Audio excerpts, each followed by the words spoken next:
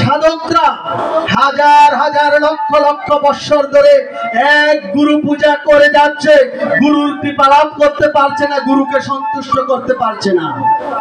গুরু বন্দনা একটু আগে আমি বলেছিলাম কি,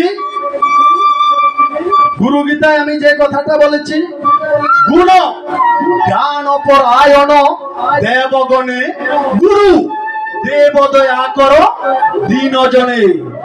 দীনজন শব্দের অর্থ কি? কাঙাল। দীনজন শব্দের অর্থ কাঙাল। আমরা কাঙাল হয়ে গুরু সেবা গুরু পূজা করতে হবে। কিন্তু দেখা গেল কি, আমরা গুরুতে বিমুখ। অথচ বড় বড় মঠ মন্দিরে দেখা যাচ্ছে সন্ন্যাসীরা মনে প্রাণে গুরু পূজা করে যাচ্ছে, তারপরেও গুরুদেব কিঞ্চিত কৃপা করছেন। আপনাদের এদিকে সন্ধ্যাবেলায় হরিসেবায় এই গানগুলো হয় কিনা জানি না, আমাদের ওইদিকে হয়। কি হয়?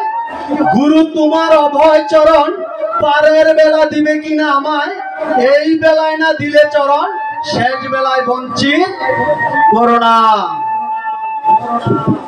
তাই আমরা এই পৃথিবী থেকে এই পরম সত্যটাকে জানতে হবে। আমরা কেউ কোনো কিছু নিয়ে যেতে পারবো না। তাই কি, যে হয় নিঃস্ব সে করে জয় বিশ্ব, যে হয় একা সে পায় পরম পিতার দেখা। যে হয় কি একা সে পায় পরমের দেখা। আপনি যখন ধ্যান করবেন, আপনি যখন সাধনা করবেন, আপনি যখন জপ করবেন, আপনি যখন প্রাণায়াম করবেন, কোলাহল পরিবেশে সাধনা হয় না, একাকিত্ব নির্জন পরিবেশে ধ্যান করতে হয়। আর এই ধ্যান করতে হবে কিভাবে? একা একা নিবিড়ে বসে। তাই বালক বাবা রুহানি প্রেমে বলেছে, মিটি মিটি গুরুর নাম জপরে মন অবিরাম।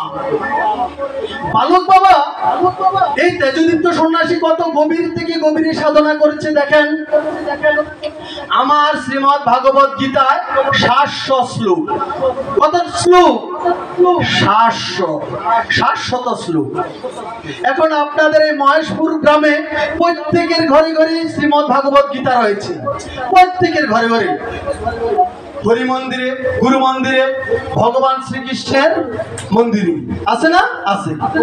এখন আপনি একটু নিজেকে বলেন তো, মহেশপুর গ্রামের কতজন লোক প্রত্যেক দিন মানে প্রতিনিয়ত 700 শ্লোক পাঠ করে? কতজন লোক ত্রিসন্ধ্যা করে? বিশেষ প্রয়োজন যারা গীতার যজ্ঞ ছাড়া একটু বাড়ির আশেপাশে ঘুরে দেখবেন 700 শ্লোক জপ করা থাক দূরের কথা, ত্রিসন্ধ্যাটুকু করে না, করে না। ঠাকুর ঘরে যায়, হরি মন্দিরে যায়, দুই একটা শ্লোক 5 মিনিট 10 মিনিট যে যার মতন। কলিকাল মানুষ ধর্ম বিমুখ, নম নম করে ঘর থেকে কাজে বেরিয়ে যায়। যখনই গুরু মন্দিরে ঢুকে, হরি মন্দিরে ঢুকে, তখন মস্তিষ্কে এসে যায় বিশ্ব ব্রহ্মাণ্ডের সমস্ত কাজ। জপ করার সময় পায় না, গুরুদেবের পূজা দেওয়ার সময় পায় না, শুধু ব্রেনের মধ্যে কাজ আর কাজ। ধান পেকে রয়েছে, স্কুলে যেতে হবে, দোকান খুলতে হবে, দুনিয়ার কাজ। অথচ গল্প করে দুনিয়ার সময়, বৃথা সময় নষ্ট করছে প্রত্যেকটা লোক।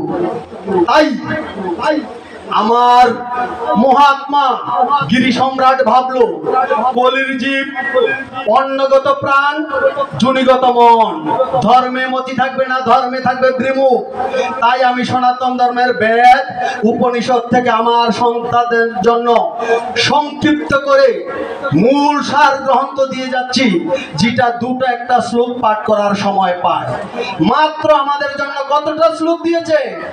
54 শ্লোক। 1000ও দেয়নি, 1 লক্ষ শ্লোকও দেয়নি, 700 শ্লোকও দেয় না, 70টা শ্লোকও দেয়নি, শুধু 54 শ্লোক দিয়েছি। তাই আমি গুরু ভাই বোনদের চরণ ছুঁয়ে অনুরোধ করছি, গুরু ভাই বোনদের চরণ ছুঁয়ে অনুরোধ করছি, আপনারা নিজে আচরিয়া ধর্ম জীবকে শিখায়, আপনি কি করছেন না করছেন আপনার সন্তান কিন্তু উপলব্ধি করছে। তাই আপনি নিজেও ঠাকুরের মন্দিরে যাবেন, গুরুদেবের মন্দিরে যাবেন, আর না পারেন দৈনিক 2টা শ্লোক পাঠ করবেন, বলার চেষ্টা করবেন। সংস্কৃত বলার দরকার নেই, বাংলাটা পড়বেন, বাংলাটা পাঠ করবেন। ব্রহ্মগীতিকা যে বাংলায় ব্যাখ্যা দেওয়া রয়েছে সমস্তগুলা বলার দরকার নেই, 2টা 1টা 5টা নিজে পাঠ করবেন, শুধু বাংলাটা। পাশে নিজের ছেলেকেও বসাবেন, নিজে উপলব্ধি করবেন কথাগুলো গুরুদেব কি বলেছে, বেদ বেদান্ত কি বলেছে, সন্তানদেরকে বোঝানোর চেষ্টা করবেন।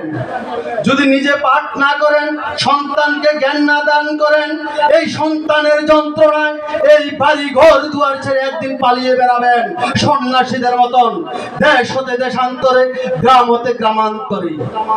প্রত্যেকটা ঘরে ঘরে ত্রিতাপ জ্বালা, ছেলের জ্বালা, মেয়ের জ্বালা, ভাইয়ের জ্বালা। দেখেন বাড়িয়ে বাড়িয়ে ভাই ভাইয়ে মিল নেই, কাকা ভাতিজা মিল নেই, সমাজ নিয়ে দ্বন্দ্ব, জ্যাঠাতো ভাইয়ে দ্বন্দ্ব। দ্বন্দ্ব নেই এমন কোনো জায়গা নেই। মিথ্যা বলা মহাপাপ, অহিংসা পরম ধর্ম। আর এই পরম ধর্মকে ছেড়ে আমরা যে যার মতন করে ইনিয়ে বিনিয়ে গুছিয়ে মিথ্যা বলে যাচ্ছি, প্রত্যেকের সংসারে মিথ্যা বলে আগুন ধরিয়ে দিচ্ছি।